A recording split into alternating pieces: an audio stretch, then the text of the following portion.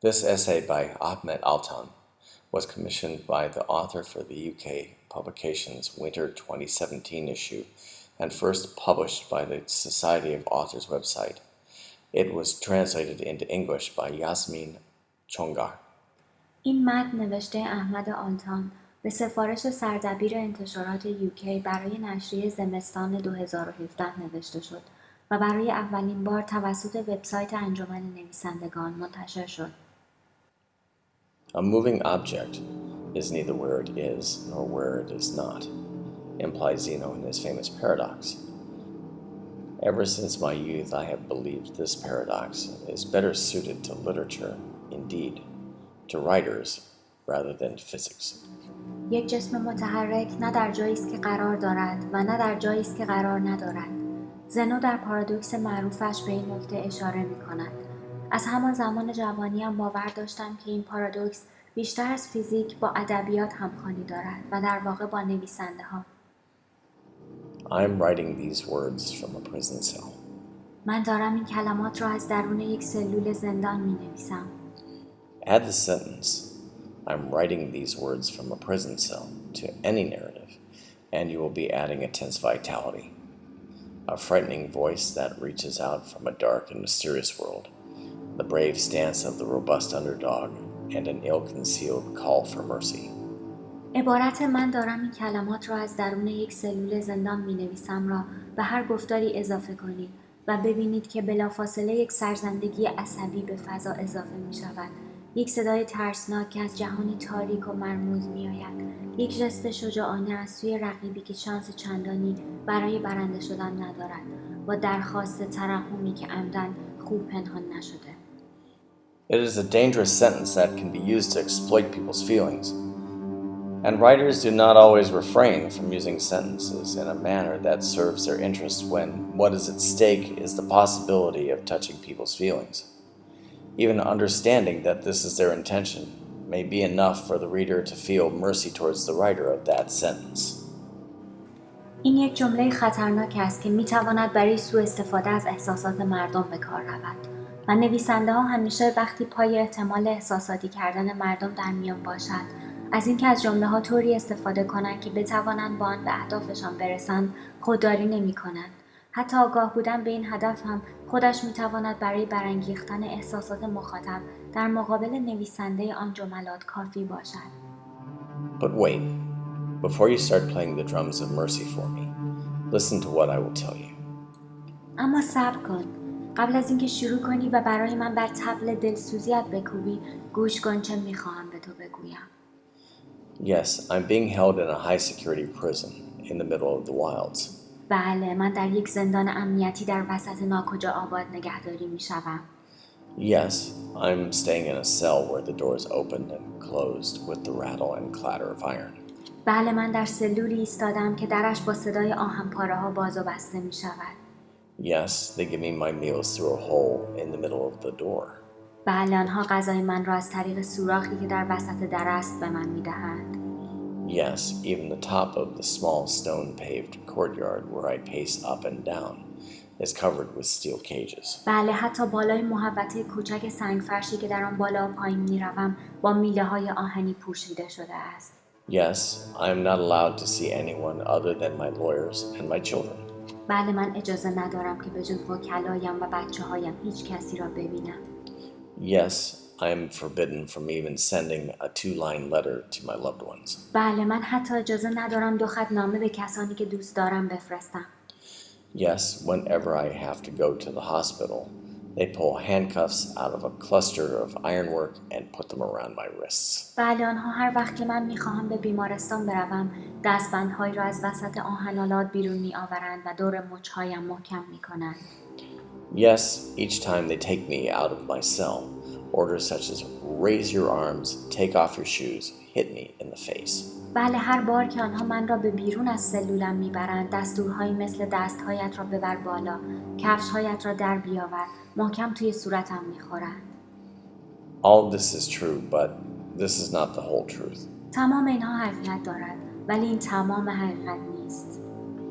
In summer mornings, when the first rays of the sun come through the naked window bars and stab my pillow like shining spears, I hear playful songs of the birds of passage that have nested under the courtyard eaves, and the strange crackles that the prisoners pacing the other courtyards make as they crush empty water bottles under their feet. در صبح تابستان وقتی که اولین شعاعهای خورشید از پنجره برهنه رد می‌شوند و مثل نیزه‌های درخشنده به بالشم می‌خورد، من صدای آوازهای بازیگوشانه پرنده‌های گذری را که زیر لبه‌های محوطه لانه ساخته‌اند می‌شنوم و صدای تق-تق عجیبی را که زندانی‌های در حال عبور از محوطه دیگر در می‌آورند، انگار که بطری‌های آب را زیر پاهایشان می‌ترکانند.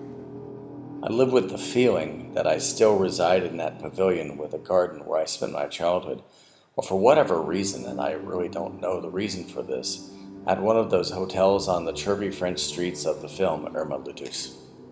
من با این حس زندگی می‌کنم که انگار هنوز در آن کلبه و حیاتی اقامت دارم که دوران کودکیم را آنجا می‌گذراندم، یا به هر دلیلی و من واقعاً دلیلش را نمی‌دانم، در یکی از آن هتل‌های خیابان‌های سرزنده پاریس که در فیلم ایرما لادوس بود.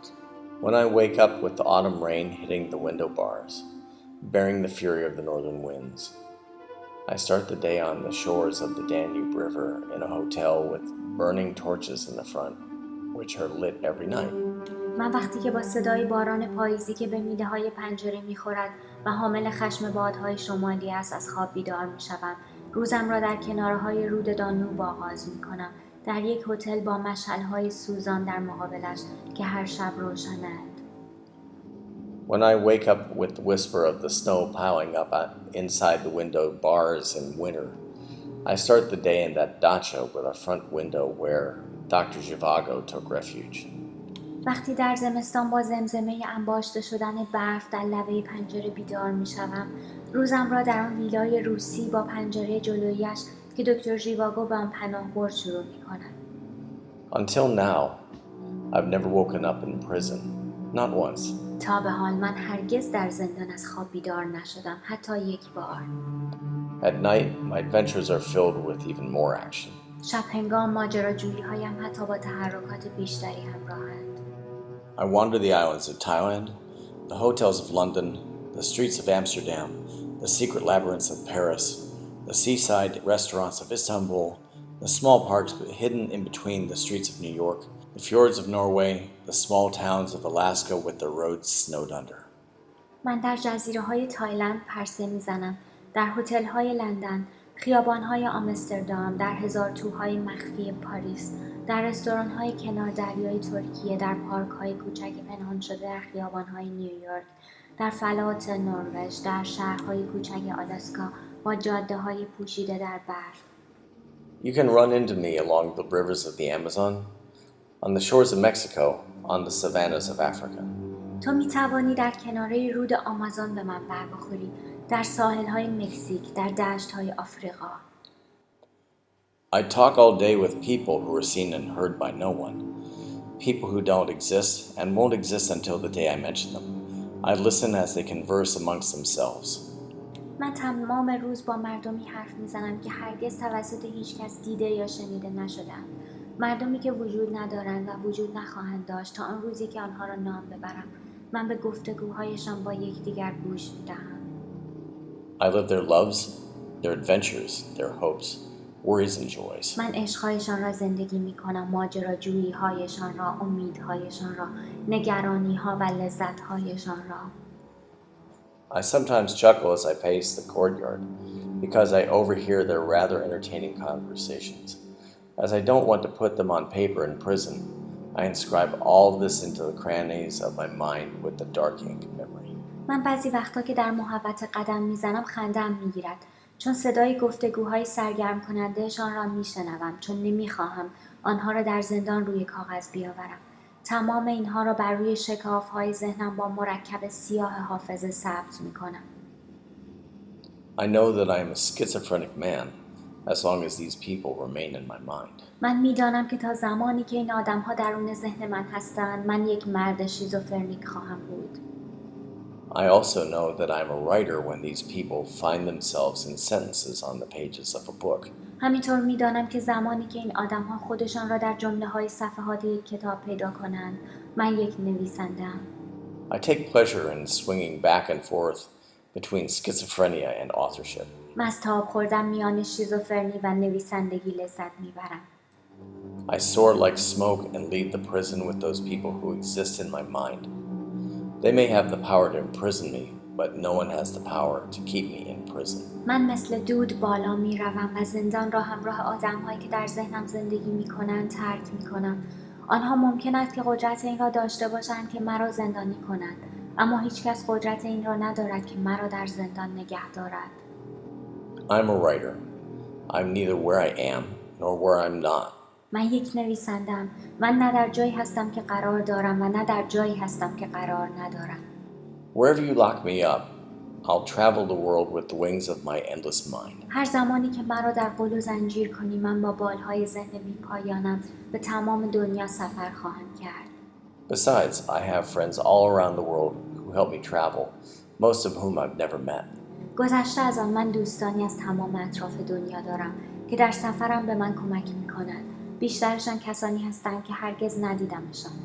Each eye that reads what I've written, each voice that repeats my name, holds my hand like a little cloud and flies me over the lowlands, the springs, the forests, the seas, the towns and their streets.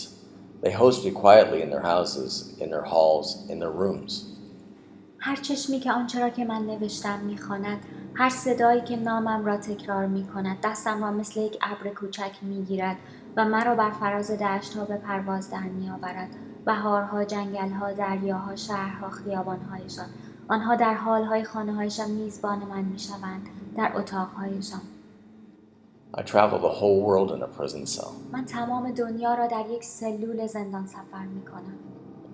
As you may well guess, I possess a godly arrogance, one that is not often acknowledged but is unique to writers and has been handed down from one generation to the other for thousands of years. همانطور که ممکن است حد زده باشی، من صاحب یک جور تکبر خداییم، چیزی که معمولاً با آن اعتراف نمی شود، ولی ویژگی یگانه نویسنده هاست و طی هزاران سال از نسلی به نسل دیگر منتقل شده است. I possess a confidence that grows like a pearl within the hard shells of literature. I possess an immunity protected by the steel armor of my books. من صاحب اعتماد به نفسی هستم که مثل یک مروارید در میان صدف سخت ادبیات رشد می‌کند.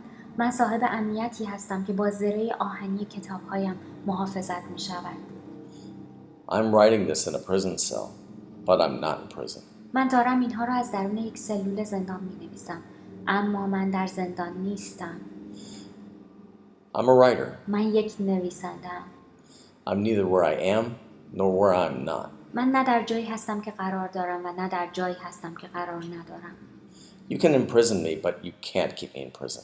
تو می‌توانی مرا زندانی کنی، اما نمی‌توانی مرا در زندان نگه داری. Because, like all writers, I have magic. I can pass through walls with ease. زیرا که مانند تمام نویسنده ها من جادو بلدم. من می‌توانم از میان دیوارها به آسانی بگذرم.